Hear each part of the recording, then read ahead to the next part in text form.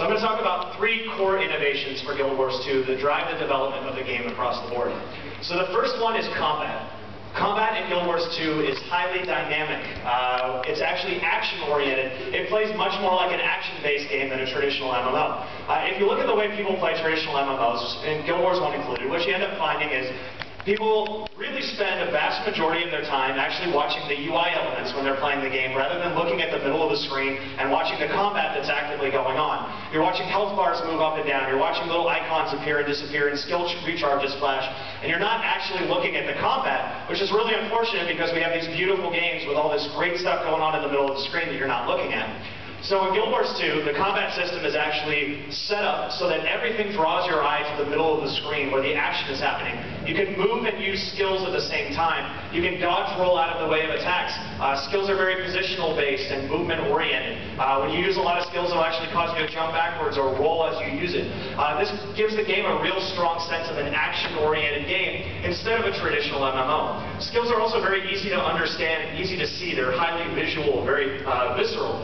So if somebody throws a fireball at you, you're going to see it coming, you're going to understand that's a fireball, I know what that does, and you actually dodge out of the way of it and recognize that that's the way that a fireball should work. And that is the way that all the skills in the game are set up. You're never going to hover over a skill and have an entire paragraph telling you everything about what that skill does, so you need to memorize like a book of rules about how to play the game. Instead, you should be able to look at what other people are doing, recognize it, and react to it accordingly, and that is the game that we have made with our combat system for Guild Wars 2. So the second area of innovation on the game is in your personal story. Now, if you look at your characters in a traditional MMO and you say, what is the story of my character, you really can't answer that question. You have a list of things that you've done, but your character has no personality. They have no real story in the world. You know, you are a nameless, faceless warrior who runs around and kills things. And we wanted to solve that problem. This is an MMORPG. It needs to have the RPG element in it. So what we've done is we've given your character a true personal story. When you create your character in Guild Wars 2, you actually fill out a biography where you answer questions about who your character is in our world. Did you always want to join the circus? Did you know your parents? Were you a member of the Ash Legion or the Iron Legion or the Blood Legion? And based on the answers you give to those questions, that actually determines your character's personal storyline in our world and the storyline that they get to experience. And there's a massive amount of different storylines that you can experience as you play through the game. And even if 2 people make the exact same character creation choices, say Martin over there, who's our demo driver for today, picks to be from the city streets and he never knew his parents, and I picked the exact same thing, we actually would experience a completely different story as we go through the game because we make choices that branch our storyline and send it in different directions. So this gives you that true element of a really epic, great single-player RPG inside of this MMO world. Now, there are 60 feature films worth of voice dialogue recorded for Guild Wars 2 to ensure wherever you go in the world, everything is presented to you in the best way, the most immersive way, which is through voice dialogue. So you can hear it, you can experience it, and get drawn into the content, as opposed to have to read giant blocks of text about it like you would in a traditional MMO. Now, the final area that we chose to innovate is in dynamic events. The core concept here is we looked at traditional quests in a traditional MMO and realized these are not taking advantage of the fact that we have thousands of players running around in maps together, that we have millions of players running around in our online worlds. We've all had that experience where we play a traditional MMO, and you're on a quest, and somebody else runs into the area and starts killing creatures, and they're stealing your kills, they're preventing you from completing your quest, and you're really annoyed, like, oh, that guy needs to get out of here. And that completely defeats the purpose of an MMO. Why are we putting all these people in the world together that can't actually play together? Other people actually ruin your gaming experience. So we've taken traditional quests and we've thrown them out the window. They don't exist in Guild Wars 2. And we've replaced these with dynamic events. And dynamic events are content that you experience in the game world that randomly occur. So an example of this, just to help better explain what you're going to see in the game, is you might have a fort. And this is a fort that is run by the Char. And the Char are big cat people. You can see there's one selected up there. And the Char are organized into legions. There's the Iron Legion, there's the Ash Legion, there's the Blood Legion. And these are the legions that the players can choose to join. And based on the choice that you make there, that actually decides one of the first personal stories you experience in the game. Now in the world, there's a fortress where these 3 allied Char armies are working together, and they're fighting against the Rogue Flame Legion group, which is the 4th Legion of the Char. These guys are some of the bad guys in the game. And you get a dynamic event chain where you first get an event to go out and try to take a camp from the Flame Legion. and troops will be pouring out of the main base that the Allied Char have, and we get this event going on in the world, and you're actually going to see and experience this content instead of having to read about it. You never walk up to a guy, talk to him, read 3 paragraphs of text, click accept, and then go do the quest. Instead, naturally in the world this event occurs. Characters in the world are going to run up to you and through voice dialogue say, we need your help, we need to take over this base, and they'll show you where it is. You'll actually see troops running through the world. You're going to see siege weapons firing and exploding, and it naturally draws you into the content. It's very seamless, so you just walk in and start playing. Now, if you complete this event, if you and other players manage to take over this Flame Legion forward base, you get another event where you actually get to try to escort mortar teams up on a hill so that you can continue to progress into Flame Legion territory. And if you successfully get all the mortar teams up there, the mortar teams set up and they start bombarding down on a bridge area and they start taking the assault to the Flame Legion. This kicks off the next event in the chain where you actually get to go and assault the Flame Legion main base. All the while, those mortars that you helped set up are bombing in and supporting your attack. NPCs are running up with you, other players are running up with you, and you get an event to take over the Flame Legion main fortress. Now, if players fail to take over the Flame Legion main fortress, new events kick off and chain in different directions. So if you fail to take it in time, the Flame Legion will actually launch a counterattack, and they'll come back and they'll try to take out the mortars that you got up on the hill. And you've got to defend these mortars, this is also a dynamic event, from the Flame Legion that are trying to take them out. If you're unable to do this, they'll actually push back and start retaking their territory, and eventually they'll launch a full assault on your allied base way back at the beginning of this event chain. If players lose control of that allied base, the Flame Legion now control this entire chunk of the map. The spawns in the map change and all become Flame Legion. They start taking over territory, and new events become available because of this content. Now, one of the interesting things to note about our dynamic event system is to ensure that there's always something for everybody to do. The dynamic events actually scale based on the number of players that are participating in the event. So as more players show up in the event, there will be more bad guys to fight, bosses get new abilities to help them fight more enemies, and bosses become stronger so that the game remains balanced regardless of the numbers of players that are there participating. So again, this is the idea of making it worthwhile for other players to be there to help participate in content. Players aren't ruining their experience, they're actually making it more exciting because the event's going to scale up and get better. Now on top of this, we've designed a couple of core systems for the game to support this idea of dynamic events. The first one is, if I go up and I start attacking a creature, and Martin comes over and helps me kill that creature, we both get experience, we both get rolls on the loot table, so that no other player can ever kill steal from me. They can't ruin my experience. Instead, they actually make the game more rewarding. They're helping me kill stuff faster. So when I see another player run into the area, my thought is not the traditional MMO thought, oh, that guy's going to ruin my experience. It's, yes, this event's going to get more fun. This is going to be more exciting. I have more players around. And that's what these games are all about. That's what an MMO is bringing players together and building a sense of community. Another system we've designed to help play into this is every single character in the game can res. So if anyone goes down, when you lose all your health, you get a last chance to kill something nearby. If you manage to do so, you pop back up and you get to keep fighting.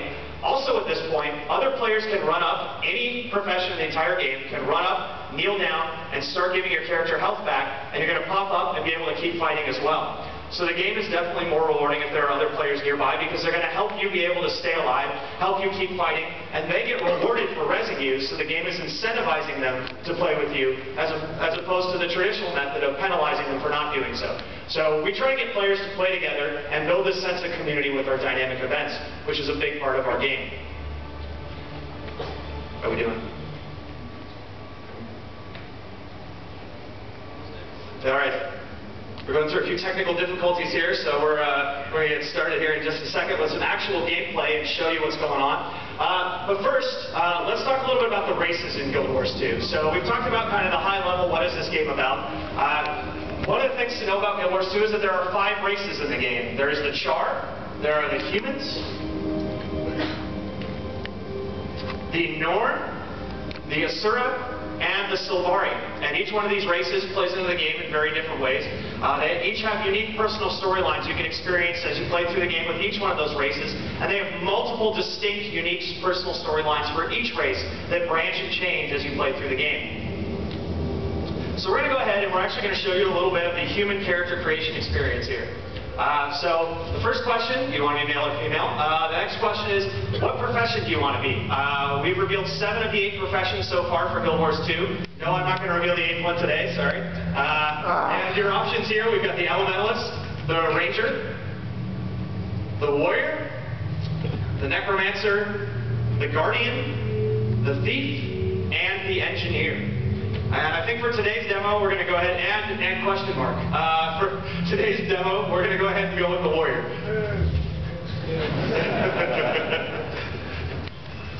So at this point, you actually get to set up your character's appearance in the world, the look of your character. And this is the point where basically you're going to be selecting from different body options. It looks like the technical difficulties we're having with the projector here is preventing these from displaying. I assure you this is not a problem with the game. If you guys want to see it on the show floor, it's working just fine. And there,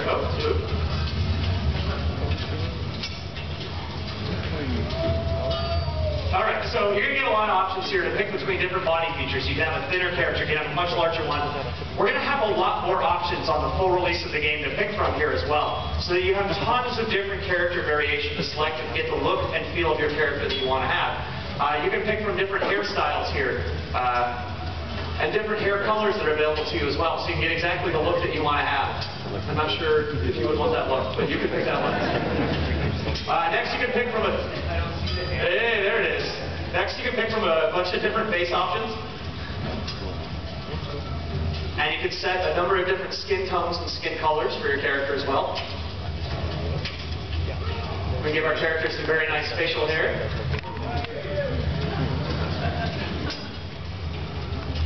Yeah, let's get the beard. Alright, and next we can go over, do you want to do facial details there, Mark? We'll show a little bit of that as well. So the facial details, this is the point where you actually get down to the little nuances that make your character feel very distinct and unique. This is where, you know, another character can have a beard and the same haircut as you, but what are the little details in your face that really make your character stand out? You can actually set the angles of your eyebrows and the size of your eyes, the placement of your eyebrows. You can go down to your nose and you can adjust the bridge of your character's nose and the size of the nose, the height. Next, you can adjust the mouth and the placement of the mouth, both for the upper lips and lower lips. You can adjust the width of the mouth. And finally, you go down and you actually set up your chin and your jaw, so you have a big old chin. You can have a little chin if you want to. It's entirely up to you. And again, you're going to have a lot more options in here on the final version of the game. This is really just the early stuff that we've got set up. There'll be plenty more options to pick from. So next we can go down to our character's armor dies. And each piece of armor in Guildwars 2 has 3 dye channels available to it, which allows you to get a lot of customization between the dye colors. On top of this, there are 400 dye colors available to you in Guildwars 2, so you can get exactly the color palette that you want to have out of the dyes for your armor. These are just some samples of some of the ones you will have in the game. Another unique thing about the dye system in Guildwars 2 is the game actually remembers the colors that you've dyed on your armor. So if you dye your helm to look like what Mark has set up there, and a new helmet drops for you in the game will auto-dye your helmet full of the colors of the stuff you're currently wearing, so you can throw it on and have it match the clothes that you're wearing, and you don't have to go through the trouble of trying to remember what dyes you use. You can, of course, keep dyeing it from there if you want to, but it's just a little matter of convenience. Alright, so we're going to head now into what is your character's biography. And I talked a little bit about this when we were referring back to your personal story. This is the point where we tell the world who is your character. The first question that you get to see here, this is a profession-specific question. That was, do you want to wear, what helmet do you start with, or do you not want a helmet at all? In this case, the warrior has picked to use some spiky shoulder pads. Well done. Alright, so the next question is about your character's personality in the world. Are you ferocious? Are you charming? Are you dignified? Based on the choice that you make here, this affects a couple different things in the game. One, it offers up new dialogue options in conversations. If you're especially ferocious, you can actually interrupt a conversation by punching a guy in the face and ending the conversation. Characters in the world, there are NPCs in the world that are basically reaction NPCs who will recognize your character, recognize your personality, and react to it accordingly. So if you're especially ferocious and you're walking around in a city, a little kid might scream and run away from you. If you're especially charming, a bard might start following you around and singing to everybody else nearby about how amazing you are. We try to take advantage of this as much as we can throughout the cities in the game and through the dialogue of your personal story. And it's worth noting that you actually can change your personality as you play through the game. The game tracks the responses you give in all your dialogue trees and changes your personality accordingly based on the kind of reactions and responses you make in conversations. Alright, so the next question ties directly into your character's personal story in our world. Where were you raised? Were you raised on the city streets? Were you raised as a noble? Or were you raised among the commoner class? For this one today, we're going to pick to be raised from the city streets. And this actually affects the first storyline that you experience across the first 10 levels of the game. And that storyline has branching in it as well that causes the story to change based on decisions you make. The second question here affects the second storyline you experience in the game. This one also has branching in it, so decisions you make will branch and change the story. And later in the game, you're going to be asked new questions and have to make new decisions that constantly branch that storyline and change it from there, so you really have a unique story in our world. So you could say, I never knew my parents, or my sister was killed by centaurs, but I never found her body, or my personal favorite, I always wanted to join the circus. Alright, so next one. This is, which God do you believe in? Which God blessed you as a child? So part of the story of the humans in our world is they've been pushed to the edge of almost extinction. All the other races in the world have driven them out of their lands, and they've all centralized in one capital city, Divinity's Reach. And at Divinity's Reach, the humans are fighting for survival against everyone else in the world. So the gods, who once gave great powers to the humans, have mostly abandoned them, and the humans have been unable to figure out why. And this question is, which of those gods that have abandoned them are you closest tied to? So we're going to pick Brent, who is the god of death.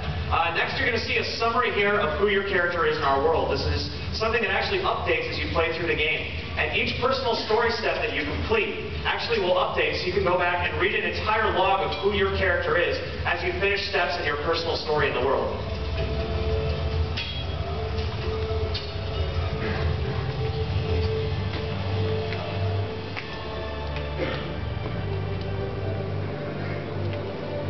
The human race once ruled Tyria.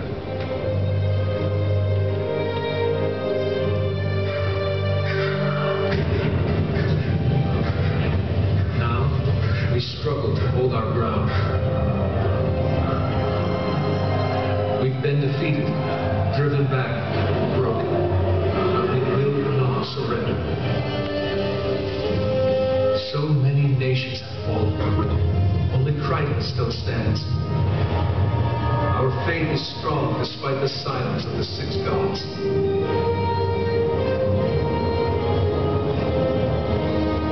Courage will make our stand in Divinity's Reach.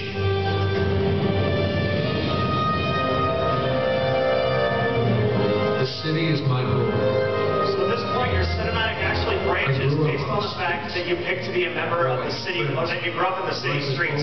There are unique cinematics for each one of the different places that you could have grown up in the city. The city could throw at me, and I sent it home bleeding. I'm done living hand to mouth. There's a war on our doorstep, and I refuse to be buried by it. Today I stepped outside Divinity's Reach, hoping to find better luck outside the city. The problem is, when I arrived in Shaborn, the village was under attack by centaurs. Innocent villagers are in danger. Someone has to help them. I can take care of myself. That's not enough anymore. Someone has to help those who can't. This is my story.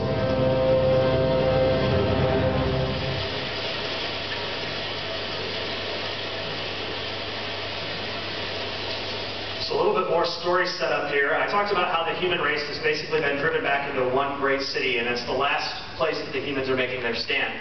So we're about to jump into the human tutorial here, and what you're going to see is actually a centaur army has marched right up to the front gates of the human capital city, and we're going to join in the battle to try to drive them out of here.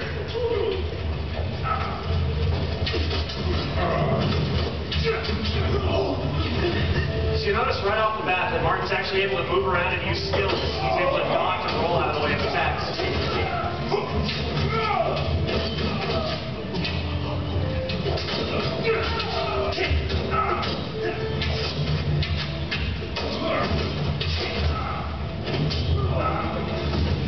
And as he's fighting, he's actually unlocking skills on his skill bar there.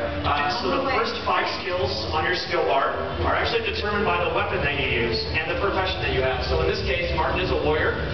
He's got a sword and a shield there. So as he's using his sword and killing enemies, he's unlocking the second skill on his bar.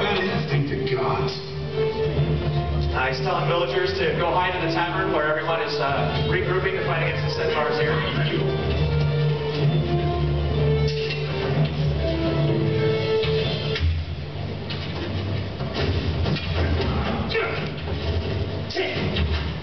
Notice he actually just dodged out of the way of the centaur charging at him. As I said, action-oriented combat is really important to us. So you're constantly moving.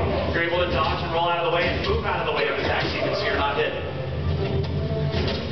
Skill 6 on Martin's skill bar here is actually his dedicated healing skill. Every profession has a healing skill so they can heal themselves. So they're not stuck waiting for a healer to show up in the game. They can play the game that they want to play and team up with the players they want to play with without having to wait for a healer to show up at any given time.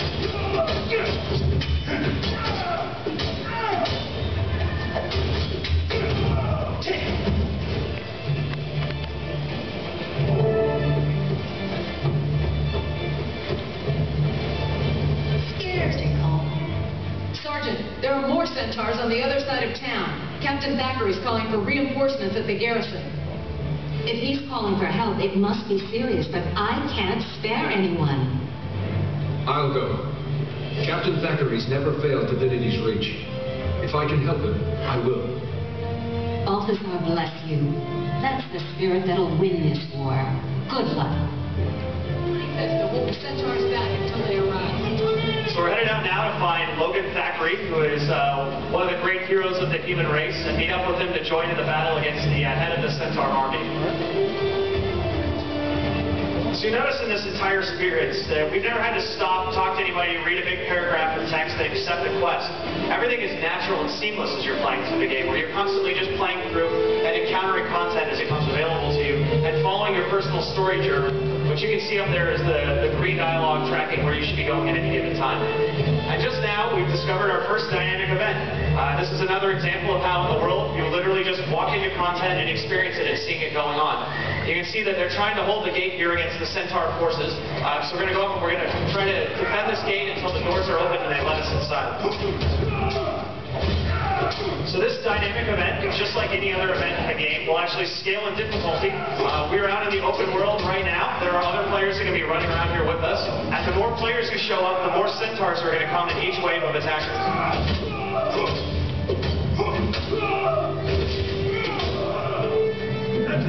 The centaurs are in the garrison. Rally to Captain Thackeray. Man the defenses! So because we've defeated that event, we're now to the next event in this dynamic event chain. The centaurs are about to pour in the front gates here. There's Captain Thackeray in front of us. And we're going to go meet up with him and try to hold off the centaurs charging in the front gate now.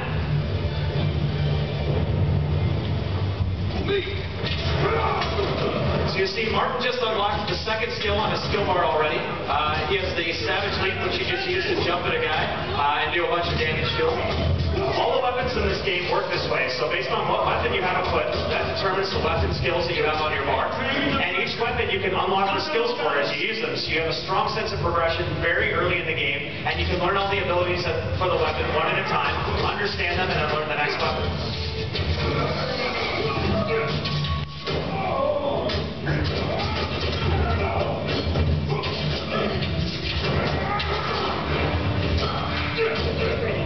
There's another wave coming.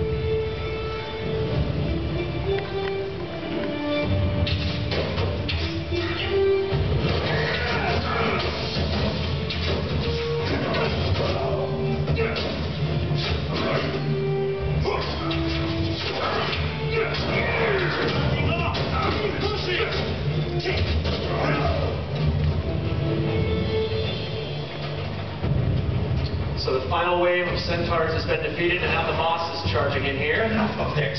Take down their leader.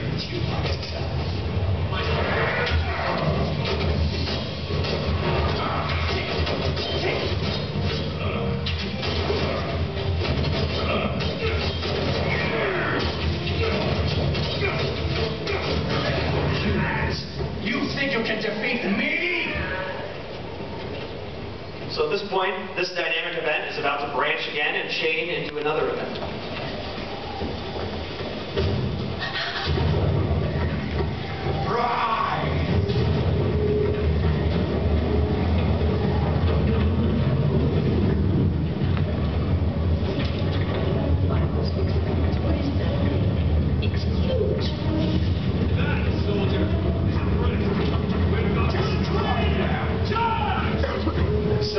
we've tried to put giant bosses like this right at the very beginning of our game, even inside the human tutorial, to send a message. This is the point in a traditional MMO where you would be killing 10 rats or collecting 5 puppy tails. And we want to do something more than that. We want to build something bigger with Guild Wars 2. There are giant bosses like this all over the game, out in the open world, where everyone gets to experience them, instead of having them tucked away at the end of dungeons where only a precious few in the game actually get to see them.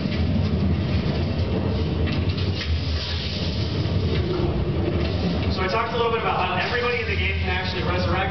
This even goes for rezzing NPCs in the game world as well. So that soldier's down and we can run up and res him and get him back in the fight. You'll notice the giant Earth Elemental here is actually summoning Earth Elementals to help defend itself. And this event, just like any other event in the game, will also dynamically scale. So as more players show up, this boss fires more lightning bolts out at everyone, he summons more Earth Elementals, and he becomes harder to destroy.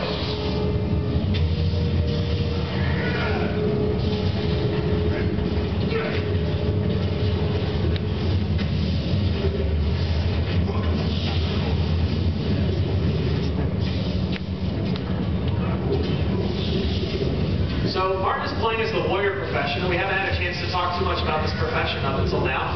You'll see there's a little yellow bar that's filling up down in the bottom left there, and that is his adrenaline. And as he does damage and hits targets, this bar fills up and powers up his adrenaline jump skill, which in this case with the sword is flurry, where he does a whole bunch of different hits in a row. Just missed a little bit there.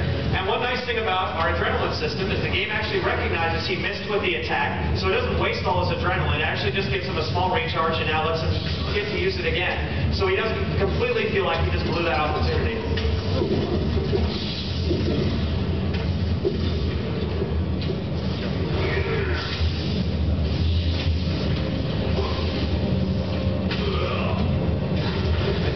I think Martin just got hit by a flying cow, the elemental through there.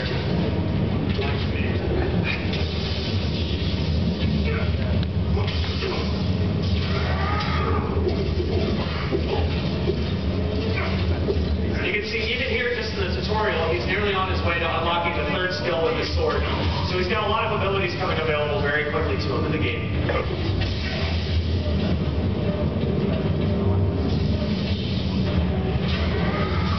We've managed to destroy one of the Earth Elemental's hands here. See if we can get the other one.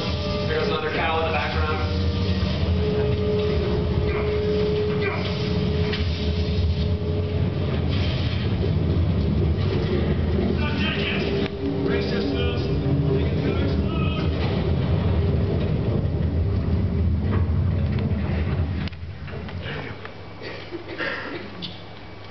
So that is basically the tutorial for the humans in our game. At this point, you would get put out in the true open persistent world with hundreds and thousands of other players running around on the server with you. You get to continue along your personal story journey and actually experience a specific storyline based on your friend Quinn, who, because you picked to be from the city streets growing up, Quinn is in trouble with the gang that you and he both used to belong to, and Quinn needs your help trying to get out of the gang. So you get to experience an entire storyline based around that story. You also have hundreds of dynamic events just nearby out in the world that you can go out and play and experience with all the other players just right here out of thousands of dynamic events that are in the Guild Wars 2 world.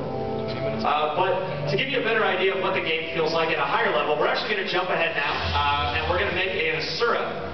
And we're going to make an Asura who's up around